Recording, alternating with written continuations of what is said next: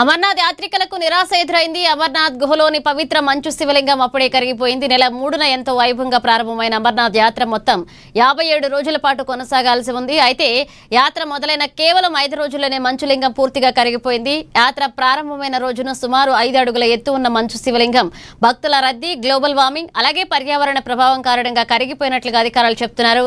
ఇక మొదటి 4 రోజుల్లోనే దాదాపు 86,000 మంది భక్తులు స్వామిని దర్శించుకోగా ఈ ఏడాది యాత్ర కోసం మొత్తం 4 లక్షల మందికి పైగా కూడా రిజిస్ట్రేషన్ చేసుకున్నారు. సుదూర ప్రాంతాల నుంచి దర్శనం కోసం వస్తున్న భక్తులు మంచు శివలింగం కరిగిపోవడంతో నిరాశతో వెనుక తిరుగుతున్నారు.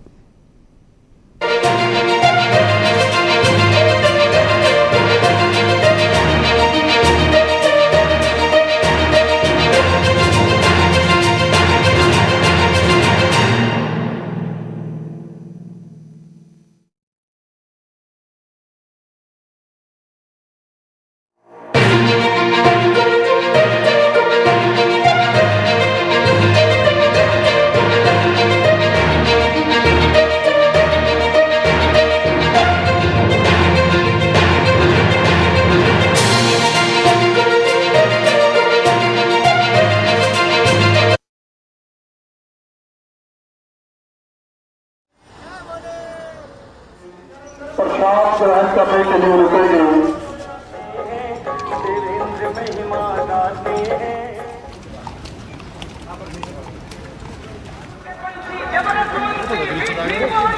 बाबा ये पीएम मोदी का पत्र है। हाँ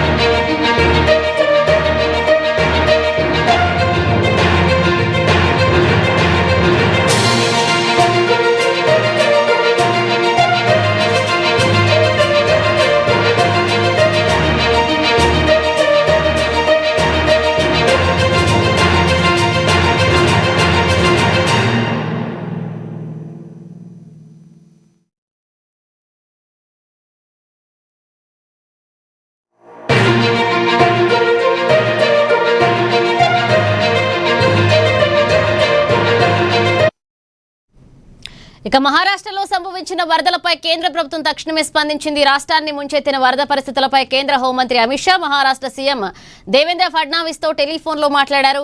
ఇక రాష్ట్రంలో వరద ఉధృతి, ప్రస్తుత పరిస్థితులు, సహాయక చర్యల పురోగతిని సీఎంను అడిగి తెలుసుకున్నారు.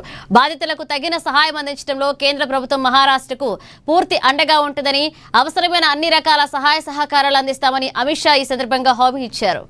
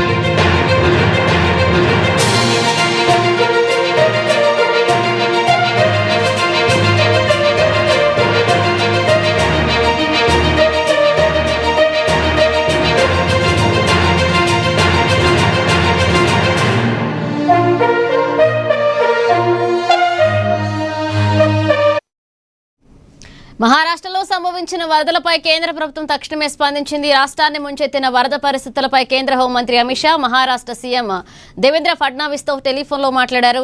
ఇక రాష్ట్రంలో వరద ఉధృతి, ప్రస్తుత పరిస్థితులు, సహాయక చర్యల పురోగతిని సీఎంను అడిగి తెలుసుకున్నారు. బాధితులకు తగిన సహాయం అందించడంలో కేంద్ర ప్రభుత్వం మహారాష్ట్రకు పూర్తి అండగా ఉంటుందని, అవసరమైన అన్ని రకాల సహాయ సహకారాలు అందిస్తామంటూ అమిత్ షా ఈ సందర్భంగా హామీ ఇచ్చారు.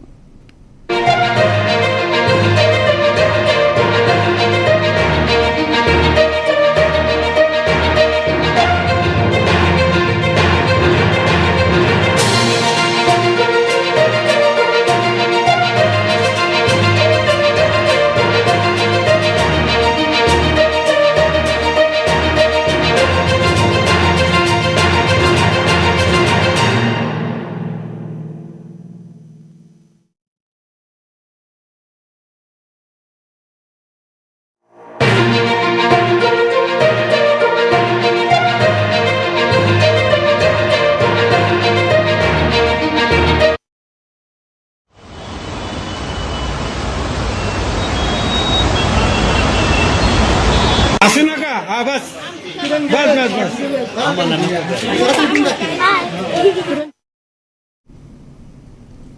తెలంగాణ రాజకీయాల్లో మంత్రి కొండా సురేఖ ఫిర్యాదు అంశం తీవ్ర చర్చనీయాంశంగా మారింది. ఈ వ్యవహారంపై ఎమ్మెల్యే కడియం శ్రీహరి స్పందించారు.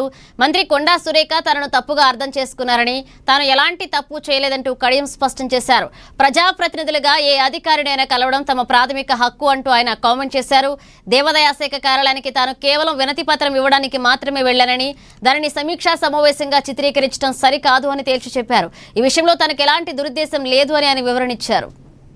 అవకాశం తహసీల్దార్ని కలుస్తాము, ఆర్డీఓని కలుస్తాము, కలెక్టర్ని కలుస్తాము, హెచ్ఓడిని కలుస్తాము, సెక్రటరీని కలుస్తాము, పని కాకుంటే మంత్రిని కలుస్తాము, పని కాకుంటే ముఖ్యమంత్రి గారు కలిసి కూడా మనం ఎప్పటికప్పుడు నా నియోజకవర్గంలో నా పరిధి, నా అధికారం దాటి మీరు ఎట్లా వెళ్ళారు అని మనం అనలేము. అంతేకాకుండా రాజ్యాంగం ప్రకారం, బిజినెస్ రూల్స్ ప్రకారం సమీక్ష మంత్రులు మాత్రమే చేయగలుగుతారు, లేదా క్యాబినెట్ ర్యాంకు ఉన్న వ్యక్తులు మాత్రమే చేయగలుగుతారు. ఎమ్మెల్యేలు, ఎంపీలు సమీక్ష చేయరు, సమీక్షలో పాల్గొంటారు. ఒకవేళ నేను ఈ రకంగా మాట్లాడడం కొంత బాధాకరం అనిపించింది. అది సరైనది కూడా కాదు అనేది నా అభిప్రాయం. ఈ మధ్యన కొంతమంది కొత్త అలవాట్లను నేర్చుకున్నారు. అభివృద్ధి గురించి పట్టించుకుని వాళ్ళు, ప్రజల మధ్యన ఉండని వాళ్ళు ఏదో ఒక కాంట్రవర్సీని క్రియేట్ చేసుకోవడం, ఆ కాంట్రవర్సీ ద్వారా ప్రజల్లో ఉండటానికి ప్రయత్నం చేస్తున్నారు. ఇది మంచి పద్ధతి కాదు, మంచి పరిణామం. డిప్యూటీ సీఎం పవన్ కళ్యాణ్ అభిమాని నిరంజన్ అకాల మరణం అందరినీ కలచవేసింది. అనారోగ్యంతో పోరాడుతూ నిరంజన్ కన్నుమూయడంపై బాలీవుడ్ నటుడు సోనూ సూద్ స్పందించారు. ఇక నిరంజన్ కుటుంబ సభ్యులకు వీడియో కాల్ చేసి మాట్లాడిన ఆయన ధైర్యంగా ఉండాలని సూచించారు. ఆ కుటుంబానికి ఏ అవసరం వచ్చినా సాయం అందించేందుకు తాను ఎల్లప్పుడూ సిద్ధంగా ఉంటానని హామీ ఇచ్చారు. మరోవైపు నిరంజన్ మృతి తన హృదయాన్ని కలచవేసిందని పవన్ కళ్యాణ్ ఆవేదన వ్యక్తం చేశారు. కొద్ది రోజుల క్రితం హన్మకొండలో నిరంజన్ ఇంటికి వెళ్లి కలిసిన జ్ఞాపకాలను పవన్ గుర్తు చేసుకున్నారు. తీవ్ర అనారోగ్యంతో బాధపడుతూ కూడా తన కోసం ఎదురు చూసిన ఆ చిన్నారి నన్ను చూడగానే అతని ముఖంలో విసిరిన చిరునవ్వే ఎప్పటికీ మరువలేనంటూ పవన్ కళ్యాణ్ భావోద్వేగానికి గురయ్యారు.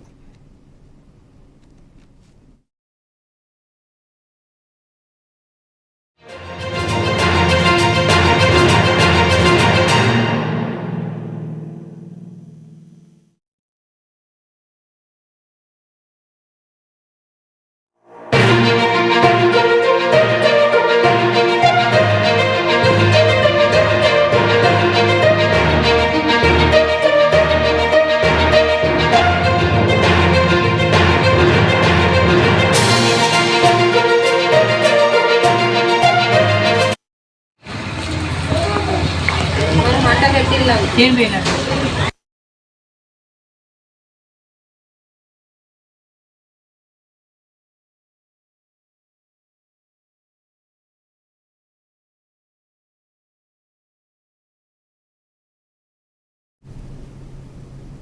ముషీరాబాద్ నియోజకవర్గంలో 70% ఎస్ఐఆర్ ప్రక్రియ విజయవంతంగా పూర్తయిందని ఎమ్మెల్యే ముఠా గోపాల్ అన్నారు.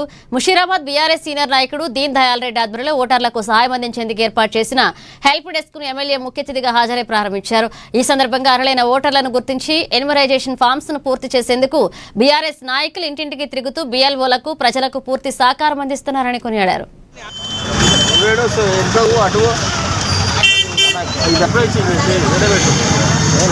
रेडी हो गया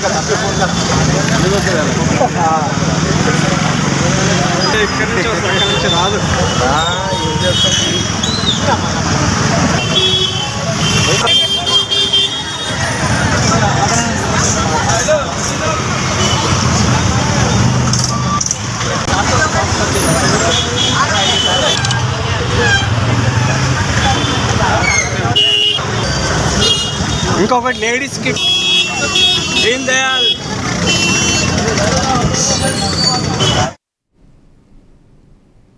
సిద్దిపేట జిల్లా కుకునూరుపల్లి తహసీల్దార్ సుజాతపై జిల్లా కలెక్టర్ సస్పెన్షన్ వేటు వేశారు. ధరణి పోర్టల్లో భారీ స్థాయిలో ఆక్రమణలకు పాల్పడినట్లుగా రుజువు కావడంతో ఆమెను విధుల నుండి తాత్కాలికంగా తొలగిస్తూ ఉత్తర్వులు జారీ చేశారు. పోర్టల్ నియమ నిబంధనలకు విరుద్ధంగా 56 దస్త్రాలను ఆమోదించడంతో పాటు అసైన్ భూములకు సంబంధించి వారసత్వ బదిలీ కింద 10 ఫైళ్లను ఆమోదించి హక్కుల మార్పిడికి పాల్పడినట్లుగా ఆరోపణలు వచ్చాయి. ఇక సుమారు 448 ఎకరాల భూముల హక్కుల మార్పిడిలో ఆక్రమణలు జరిగినట్లుగా తేలడంతో కలెక్టర్ ఈ కఠిన నిర్ణయం తీసుకున్నారు.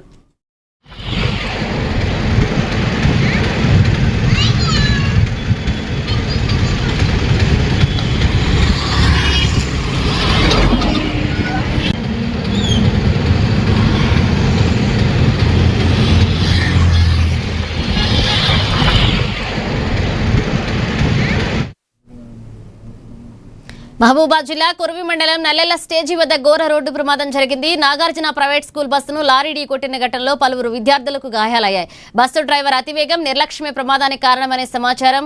ఇక ప్రమాద సమయంలో బస్సులో సుమారు 40 మంది విద్యార్థులున్నారు. సమాచారం అందుకున్న వెంటనే పోలీసులు సహాయక చర్యలు చేపట్టి గాయపడిన వారిని మహబూబాద్ ప్రభుత్వ ఆసుపత్రికి తరలించారు. ఎమ్మెల్యే రామచంద్ర నాయక్ ఘటనా స్థలాన్ని సందర్శించి ఆసుపత్రిలో చికిత్స పొందుతున్న విద్యార్థుల ఆరోగ్యంపై ఆరా తీశారు.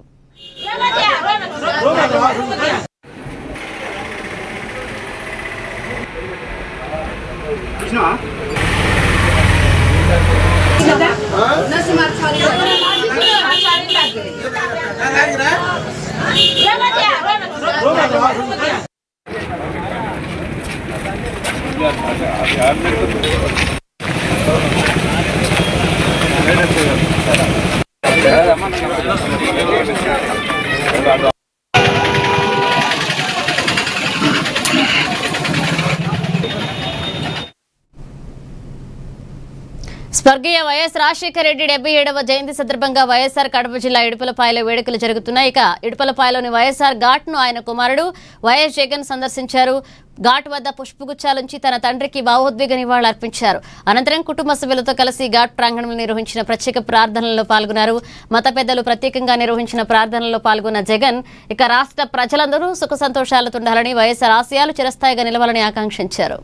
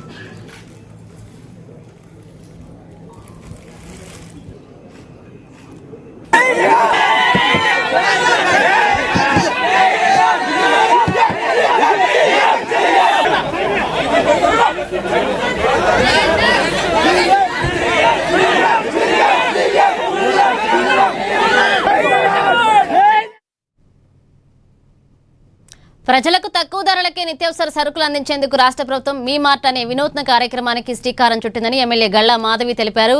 గుంటూరు 34వ డివిజన్లోని దేవాపురంలో ఉన్న రేషన్ షాప్లో ఏర్పాటు చేసిన మీ మార్ట్ కిరాణా విక్రయ కేంద్రాన్ని ఆమె ప్రారంభించారు.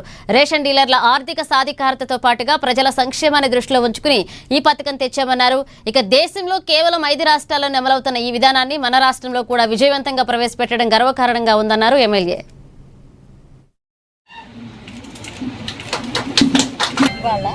నాకు 11:30 డేటా తీసుకుంటే నాకు 53%. మీది ఒక్కటే ప్రోగ్రెస్లో ఉంది. ఏదైనా ప్రాబ్లం బాగా ఫేస్ చేస్తుంటాం.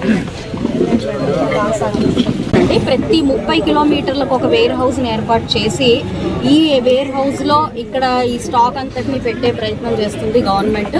అక్కడి నుంచి కూడా వీళ్ళు పర్చేస్ చేయొచ్చు, హోల్సేల్గా పర్చేస్ చేసే అవకాశం ఉంటుంది. అంటే ఈ షాప్స్ ఒక 30 కిలోమీటర్ రేడియస్లో ఉన్న అన్ని ఫేర్ షాప్స్కి అదే ఒక వేర్ హౌస్ లాగా పనిచేస్తుంది. ఆ 30 కిలోమీటర్స్ టు దేర్ షాప్ అనేది ఫ్రీ ఆఫ్ ట్రాన్స్పోర్ట్తో వాళ్ళు తీసుకునే అవకాశం ఉంటుంది. కాబట్టి వాళ్ళకి ఈ పరంగా కూడా అంటే ట్రాన్స్పోర్టేషన్ పరంగా కూడా ఆర్థిక భారం లేకుండా కూడా చేసే ఒక ప్రయత్నం చేస్తుంది గవర్నమెంట్.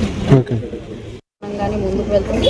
అదేవిధంగా ప్రజలు కూడా ఇటు బియ్యము పేదలందరూ వాళ్ళు తక్కువ ధరలకే నిత్యావసర సరుకులు లభిస్తున్నప్పుడు అది వారి ఇంటి చుట్టుపక్కల ఉన్న ఫేర్ షాపుల నుంచి తీసుకుంటున్నప్పుడు ఎక్కడో సూపర్ మార్కెట్లకి లేదంటే వేరే షాపులకి వెళ్ళి తీసుకునే పరిస్థితి లేకుండా వాడి దగ్గరలోనే ఉండే షాపుల్లో తీసుకుంటున్నప్పుడు వాళ్ళకు కూడా చాలా బాగా సౌకర్యవంతంగా ఉంటుంది అన్న ఒక భావంతో ఈ యొక్క కార్యక్రమాన్ని చేపట్టినందుకు చాలా చాలా సంతోషం. నిన్న మనకి పత్తిపాడు నియోజకవర్గంలో దాదాపు ఒక 8 రాజధాని ప్రాంతంలోని ప్రముఖ విద్యాసంస్థ ఆచార్య నాగార్జున విశ్వవిద్యాలయం స్వర్ణోత్సవ సంబరాలకు సిద్ధమైంది. గుంటూరులోని వర్సిటీ డాక్టర్ హెచ్హెచ్ డైక్మన్ ఆడిటోరియంలో వేడుకల ఏర్పాట్లు పూర్తయినట్లుగా ఉపకులపతి ఆచార్య గంగాధర్రావు తెలియజేశారు.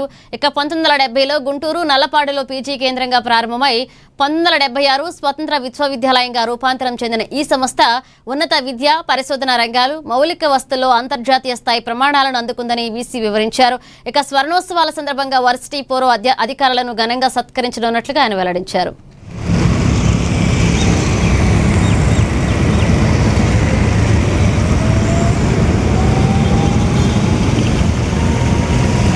రేపు 22వ తేదీని సన్మానించుకుంటున్నాం. ఇది ఒక స్టెప్ అయితే, యూనివర్సిటీకి పనిచేసిన ఉద్యోగస్తులను సన్మానించుకోవడం ఒక స్టెప్ అయితే, నెక్స్ట్ స్టెప్లో ఏంటంటే ప్రామినెంట్ అల్యూమిని, ప్రముఖులైన ఆలమ్ని మేము తీసుకొచ్చి ఇక్కడ వాళ్ళని కూడా చదువుకి గౌరవించుకొని తర్వాత వాళ్ళ దగ్గర నుంచి వీలైతే ఏదైనా కాంట్రిబ్యూషన్స్ వీలైతే యూనివర్సిటీ డెవలప్మెంట్ కోసం రిక్వెస్ట్ చేద్దాం అనేది ఒక ప్రతిపాదన ఉంది. ఈ ప్రతిపాదన ఎందుకు వచ్చిందంటే ఇప్పటివరకు మీరు చూస్తే యూనివర్సిటీ డెవలప్మెంట్లో చాలా బిల్డింగ్స్, ఇందాక రెక్టార్ గారు చెప్పారు, చాలా బిల్డింగ్స్ అట్లా వచ్చిన బిల్డింగ్సే ఉన్నాయి. కార్పొరేట్ సోషల్ రెస్పాన్సిబిలిటీ కింద డిఫరెంట్ కంపెనీస్ ఇచ్చిన డొనేషన్స్తోనే బిల్డింగ్స్ ఎస్టాబ్లిష్ చేశారు. వాలంటరీగా కొంతమంది చేశారు. ఈ గోల్డ్ మెడల్స్ అవనండి, లేకపోతే బిల్డింగ్స్ అవనండి, లేకపోతే ఎండోమెంట్ ఇవన్నీ కూడా స్పాన్సర్షిప్స్తోనే నడుస్తున్నాయి. ఆ స్పాన్సర్షిప్ని ఫర్దర్గా ఎక్స్టెండ్ చేసి ప్రామినెంట్ అలమ్ని దగ్గర నుంచి తీసుకుందాం. ఒక ఆయన ముఖ్యంగా ఎకనామిక్ అడ్వైజర్గా ఉన్నారండి, ప్రైమ్ మినిస్టర్ ఆఫ్ ఇండియాకి మోడీ గారి దగ్గర ఎకనామిక్ అడ్వైజర్గా ఉన్నారు మహేంద్ర దేవ్. వారు ఇక్కడ అలమ్ని వారిని ఇన్వైట్ చేసుకుందాం అని అనుకున్నాం. ఈ మధ్యనే అపాయింట్ అయిన జడ్జి గారు కూడా ఇప్పుడు honourable judge of high court, Andhra Pradesh high court చూడండి, వాళ్ళందరినీ కూడా పిలిచి తగురీతిని సత్కరించుకుంటామని.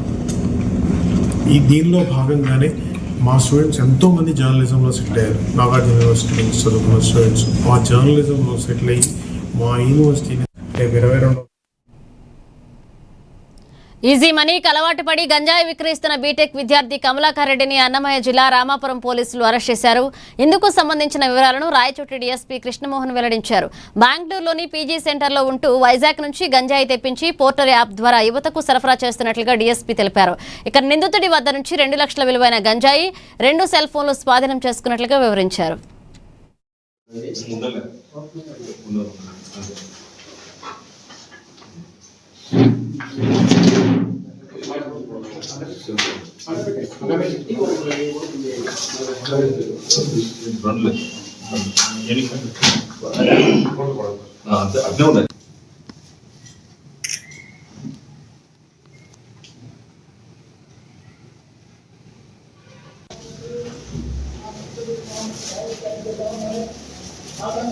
కమలాకర్ రెడ్డి అనే వ్యక్తిని అదుపులో తీసుకోవడం జరిగింది.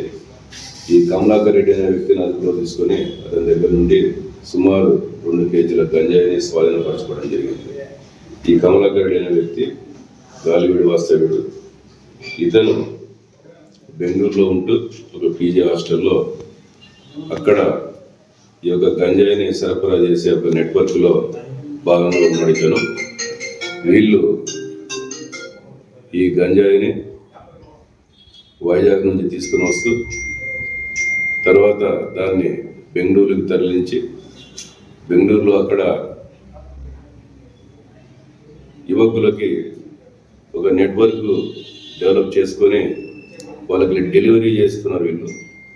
ఈ యొక్క కమలాకర్ రెడ్డిని మనం అదుపులో తీసుకొని విచారిస్తే ఇతనితో పాటు ఇంకా కొంతమంది వ్యక్తులు కూడా ఈ నెట్వర్క్లో ఉన్నారని చెప్పి అతను చెప్పడం జరిగింది.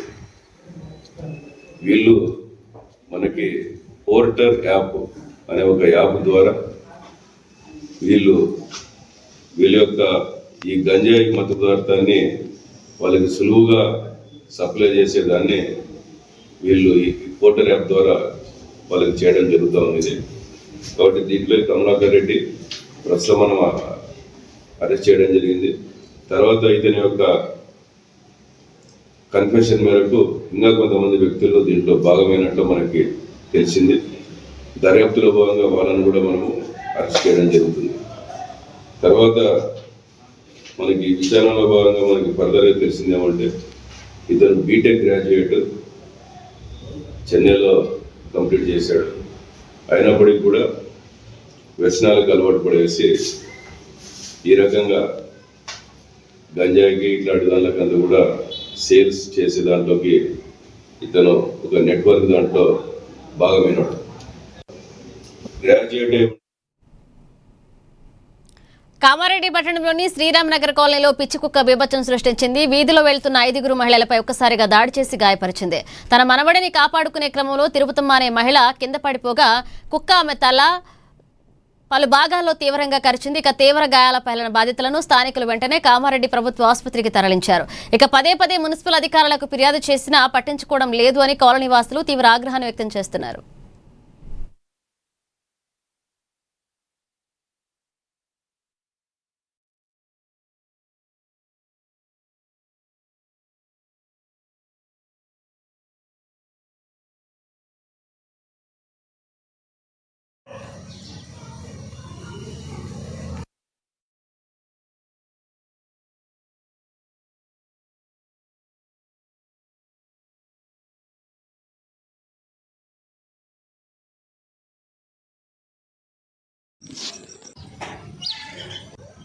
అయితే పిల్లలు అందుకోబోతుంటే ఎడమ పక్క నుంచి కుడి పక్కకి వేసుకుని ఎంత కొరికేసింది. పైకి ఎక్కింది.